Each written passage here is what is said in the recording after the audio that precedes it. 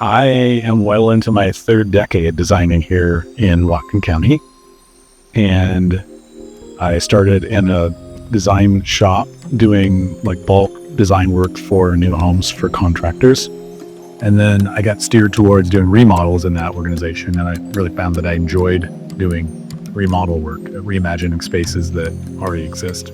So I kept my eyes open for positions that were available in the design world, and this one at A1 came up and I jumped on it. What inspired me from a young age, imagine a little Midwest kid, Matchbox cars and houseplan books. And I would just sit and imagine, I'd look through these books and just imagine houses looking different or what I would do differently. And I've always, like my sketchbooks when I was a kid were all floor plans of houses. It always felt like something that was natural to me.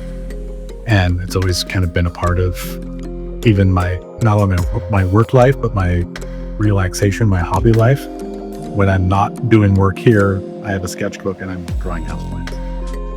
I think it came from young me watching a lot of episodes of This Old House on Saturday mornings, Bob Vila. I think there was some inspiration there, like watching the process of how houses get deconstructed and reconstructed. It's always fascinated me. The best way to implement good design would be to listen, to collaborate, to be creative, and to be courageous, like to try things that maybe you wouldn't do before. I think those are all really important elements to good design.